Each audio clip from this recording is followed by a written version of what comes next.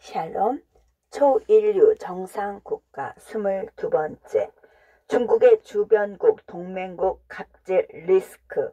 중국은 자국을 둘러싼 주변국과 동맹국들을 힘으로 누르는 갑질 외교를 수차례 선보인 바가 있다. 구체적으로는 한국이 2016년에 사드를 배치한 이후 중국으로부터 경제 보복을 당했고, 코로나19 기원조사 필요성을 꺼냈던 호주가 석탄, 보리, 와인 등에 대해 중국 수출을 못하게 된 사례 등이 대표적이다. 최근에는 대만이 미국과 밀월 관계에 접어들어 양안 관계가 점차 소원해지자 본보기로 파인애플을 겨냥해 검역 과정에서 유해 물질이 나왔다는 이유로 수입을 중단시키는 무역 보복을 시작했다. 개인적으로 보기에는 중국의 갑질 형태는 자국 특유의 중화 사상에 입각한 패권주의, 아편 전쟁 등으로 각인된 권력 트라우마, 그리고 국내 정치 등이 복합적으로 작용한 것이라고 볼 수 있다. 구체적으로는 자국 중심의 세계관으로 절대적인 역사적 자부심을 가지고 있었음에도 불구하고 일개 동인도 회사에 의해 아편 전쟁에서 패배했던 아픔에 대한 예방적 성격이라고 볼 수 있다.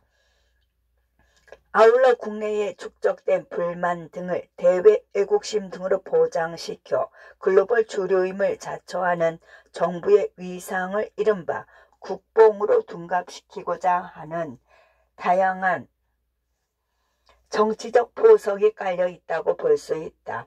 최근에는 4년 전 사드 보복 당시에는 불매 대상이었던 김치를 놓고 이제 와서 파오차이 중국 절임 채소의 국제표준 인가를 들먹거리며 본격적인 김치 공장까지 시도하고 있다. 이처럼 이웃 주변국에 대한 최소한의 존중과 문화적 배려 없이 중화 사상을 확장시키는 형태는 중국에 대한 국제적 비호감 여론을 더욱 확산시킬 것이다. 1대1로 해양 루트를 둘러싼 해양 패권 다툼 역시 중국의 동남아 여론을 갈수록 악화시키고 있는 형국이다.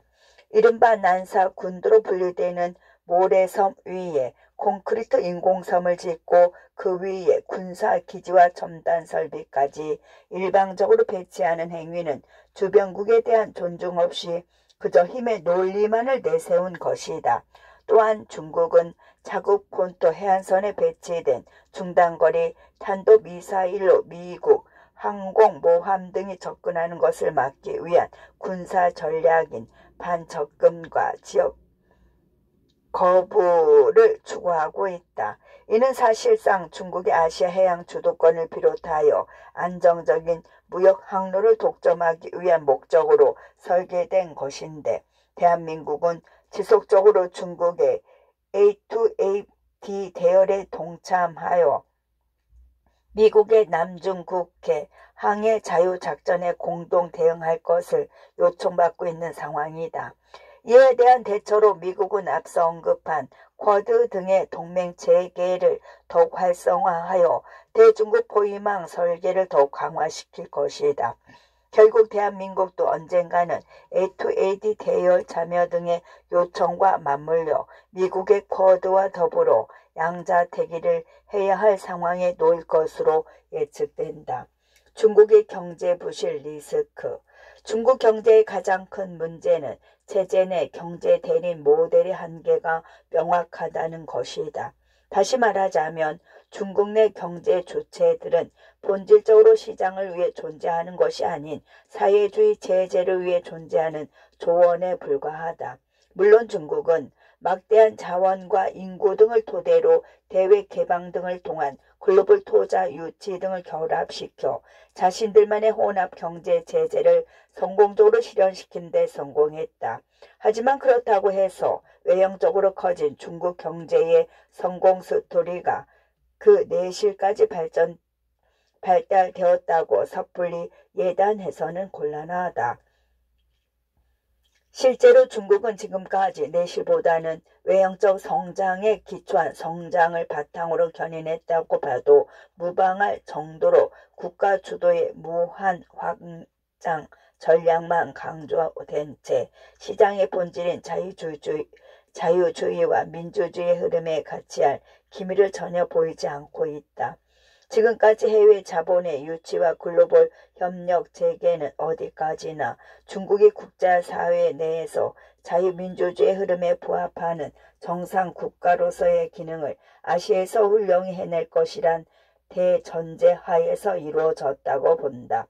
그러나 정작 중국은 자국 공산주의 체제의 일방적 수호와 중화민족 사상 등이 결합된 패권주의 형태 등을 고수했으며 자신들의 시장을 선진화시켜 자국 경제 체제를 투명하게 개방하는 데에도 소극적이다. 더 나아가 중국 경제를 지탱하는 국유 기업의 방만한 운영과 부실을 해결하기 위해서는 특단의 조치가 필요하다. 하지만 체제 경제 대리인을 지향하는 기류 속에서 경제 선진화를 이룰 만한 변화를 이뤄내기란 힘들다. 또한 개혁을 위해 감내해야 할 사회적 인내치도 걱정이다. 경제 선진화를 위한 조치를 단행하자니 그 방대한 인구들의 반감과 저항 리스크를 감당하기에는 현실적인 한계가 명확하며 이는 곧 중국의 실질적인 개혁에 대한 의지를 크게 반감시킨다. 정경 유착도 큰 문제이다. 지난 2003년 중국 국무원이 국유자산관리 감독위원회를 설치한 후 정부를 대표하여 중앙국유 기업들을 관리하고 감독하고 있지만 실제 중앙 권력과 긴밀한 유착한 국유 기업들을 완벽하게 통제하기란 사실상 불가능하다. 중국의 국내 총생산 대비 기업 부채 비율 역시 주요 선진국 대비 높은 편에 속하며 코로나 등 대외 경제 여건 악화 등으로 기업 실적 또한 크게 하락하였다. 아울러 개혁에 따른 고용 불안, 소비 위축, 성장 목표 상승, 기득권 유착 관계 등이 통제될지 여부에 대해서는 여전히 의문이며 무엇보다 이런 전반적인 경제 부실의 근본적 원인은 베이징으로 집중화된 중국 권력 구조와 밀접하게 연관된다. 더 나아가 금융 분야에서도 중국은 기존 중국 인민들의 저축률과 국가주도 운영 방식의 관성으로부터 벗어나 금융 자유화를 하루빨리 실현시켜야 한다. 이는 곧 금융시장의 투명성과 상업성의 제고, 감독과 규제 체제 정비, 건전한 동아미 재정 정책 유지, 그리고 외환시장 유연성 제고 등의 실현 등과 연결되는데 이 역시 현실화시키기가 쉽지 않다. 본래 절대 권력은 절대 부패한다. 특히 경제 주체가 대리인에 불과한 중국 공산주의 모델 하에서 중국 경제가 세계 기준에 부합되는 기업 투명성과 사내 민주주의를 제대로 선보인다는 것은 굉장히 어려운 일이다. 결국 절대 정치와 결탁된 기업의 부실 현상은 미래 중국 경제에 거대한 내부 위험으로 작용할 것으로 본다. 변하지 않는 중국의 미래는 불안정. 결론적으로 내가 중국의 부상을 인정하면서도 미국의 추월을 긍정하지 않는 결정적 이유는 중국 내치의 문제 때문이다. 특히 정치와 경제 양대 축은 각각 독단과 부실이란 아킬레스건을 떠안고 있는 상황이며 향후 중국의 장기적 발전과 글로벌 사회 내 건전한 위상 등의 큰 걸림돌로 작용할 것이다. 특히 자유민주주의가 국제 질서 내 하나의 상식으로 자리 잡은 상황 가운데 중국의 자국 기득권에 결코 도움될 수 없는 인권, 자유, 환경, 청렴, 개방 등의 외부적 압박이 더욱 거세질 것이다.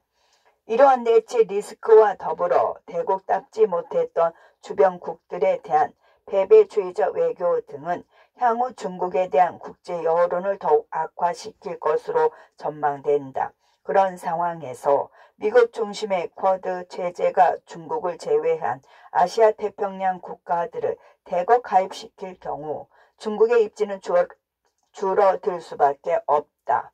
당장 남한 하더라도 당시 대통령 권한대행이었던 시절 중국 정부가 대한민국에 일반적으로 자행한 사드 경제 보복을 아직까지도 명확히 기억한다. 우리나라가 스스로의 안보를 위해 공중 방어 시스템을 도입한 것을 놓고 중국의 일방적인 경제 보복을 자행한 것은 대한민국과 국민 안전에 대한 중대한 도전이다.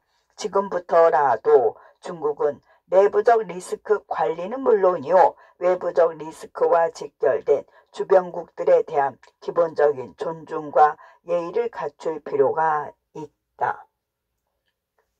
3번, 과거의 망령에 묶인 한일 문제.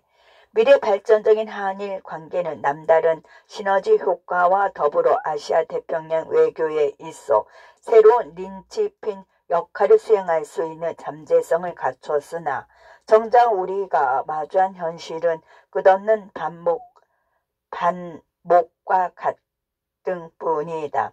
이러한 문제의 근본 원인과 해법은 모두 과거와 정치적 문제와 맞닿아 있는데, 우선 재작년에 발생한 일본의 경제 보복을 통해 한일 관계는 최악의 갈등 국면에 진입하게 되었다.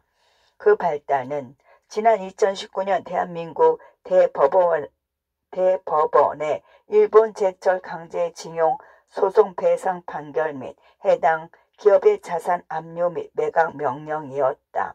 여기서 핵심 쟁점은 일본의 강제징용과 관련된 1965년 한일 청구권 협정인데, 개인의 참여나 위임이 없는 상태에서 국가 간의 협상으로 개인의 청구권이 소멸되는지의 여부가 문제가 되었다. 대법원 사법부의 경우 지난 2018년 강제징용 문제는 청구권 협정으로 종료될 수 없다고 판단하였다. 이에 일본은 같은 해 7월 1일에 경제산업성이 반도체 및 디스플레이 제조 핵심 소재의 수출을 제한하기로 전격 발표하였고, 그렇게 본격적인 무역 보복이 시작되면서 우리나라 내에서도 일본 제품 불매 운동이 전국적으로 확산되었다. 표면은 한일 갈등, 그러나 내면은 양국 정치 선동. 한일 청구권 문제로 촉발된 일본의 경제 보복은 실질적으로는 양국의 정치적 선동과 그 과정에서 동원되는 과거사의 망령이 합쳐진 결과라고 보는 것이 합리적이다. 우선 일본의 문제부터 언급하자면 협한을 앞세운 일부 우파 정치인들이 대한민국 견제 심리가 강하게 작용했음을 짐작해 볼 수 있다. 구체적으로 말하자면 한때 세계 제2의 경제대국이자 미국을 추월할 수 있다는 자신감까지 가졌던 일본이 잃어버린 20년 동안 급격히 부상한 한국의 성장세를 본격적으로 신경 쓰기 시작한 것으로 보인다. 특히 과거사에 대한 콤플렉스를 제거하기 위해 역사 수정주의와 국가주의를 지속적으로 내세워 종국적으로는 일본의 평화 헌법을 수정하여 자국을 전쟁 추진해야만 한다. 전쟁 가능한 국가로 만드는 것이 일본 우파 정치 세력의 최종 목표이다. 결국 일부 우파의 소원 성취를 위해 일왕을 포함한 국민 대다수가 부정적으로 여기는 개헌까지 들먹이면서 한국 때리기를 수단으로 삼아 보수 결집에 나선 것이라고 할 수 있다. 일본의 초조함과 역사 콤플렉스는 과거 영광 재현이 아닌 진심 어린 반성에 기초한 미래 협력 모델로부터 그 답을 찾을 수 있을 것이다. 문제는 이런 바른길을 두고도 시행착오적 발상과 주변국의 위상을 인정하지 않는 일부 과격한 정치인들이 일본 미래 자체를 어둡게 만들고 있다는 것이다. 일본 못지않게 대한민국 정치의 리스크 관리 능력 역시 형편없음은 주지의 사실이다. 우선 우리나라는 명실상부한 10대 경제대국으로 일본과 대등한 국가 인식을 정립한 상태이며 이런 달라진 힘의 관계에서 우리 정부의 접근 방식은 프로다워야 했다. 대법원 판결을 존중하면서도 국내 강제징용 피해자들에 대한 보상해법을 정부가 나서 제3의 대안을 일본 측에 재빠르게 제안하고 사전에 면밀히 협상했어야 한다. 지소미아의 일방적 파기 선언도 문제이다. 대한민국 안보와 직결되는 한일 군사정보보호협정의 효력을 정지시키겠다고 대책 없이 주장하는 행위는 우리 정부가 얼마나 심층적인 전략적 판단 없이 감정적 대응으로 일관했는지를 짐작할 수 있다. 이처럼 무투건이 대법원 판결까지 기다렸다가 정작 문제 발생 직후 일본의 보복 움직임에 대해 감정적 대응으로만 일관하니 여기서 문재인 정부와 여당의 아마추어리즘이 얼마나 대한민국 경제와 안보에 해롭게 작용하였는지를 확인해 볼 수 있다. 실제로 청와대 민정수석이라는 사람은 어설픈 죽창과 운운하며 본인의 독립운동가 이미지 만들게 혈안이 되었고 민주당 역시 제1 야당이었던 자유한국당을 토착 왜구로 지칭하며 정부의 상황 대처 능력을 비판했던 경제정당을 친일 세력으로 매도한 채 일본 무역 보복에 관한 초당적 문제 해결은 뒷전이었다. 여당으로 언급하자면 친일 운운하면서 야당을 비판했던 더불어민주당이 정작 비례대표로는 위안부 할머니들을 도구적으로 사용한 윤미향을 내세웠다는 사실은 참으로 아이러니하다. 애국 마케팅을 내세워 끝으로 정치적으로 재미본 정부와 여권이 정작 윤미향 하나를 제대로 처리하지도 못한 채 국민들만 기반한 꼴이니 이 정도 되면 토착 왜구보다 무서운 것이 토착 매국임을 알 수 있다. 토착 왜구 내세워 자신들의 애국 이미지를 내세웠지만 정작 현실은 윤미향을 비롯한 토착 매국 인사들의 전횡이 그대로 남아있는 걸 보면 우리 정치의 내로남불도 참으로 세계적이다.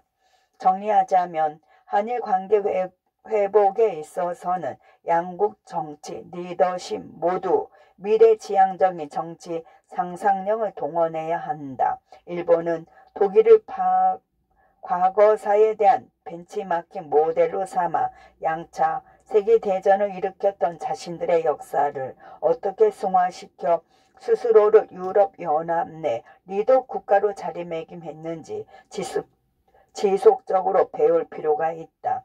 역사는 해석의 산물이지만 그것은 어디까지나 사실이 전제되어야만 효력이 있는 법이다. 일본은 과거세에 대한 해석을 소설로 접근해서는 안 되며 마주하기 싫은 역사를 할지라도 사실과의 조우를 더 적극적으로 추진해야만 한다. 그것이 미래의 일본이 자신의 입지와 정당성을 키울 수 있는 지름길이다.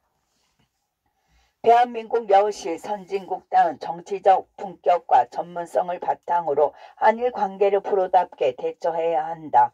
특히 일본은 대한민국이 지울 수 없는 과거사를 안겨주었으면서도 자유민주주의의 시장 경제 질서 등 동일한 국가 이성을 공유하는 가장 가까운 이웃 나라다. 무엇보다 향후 동북아시아를 비롯한 태평양 외교 전략은 한일 관계를 중심으로 그 흐름이 뒤바뀌게 될 것이다.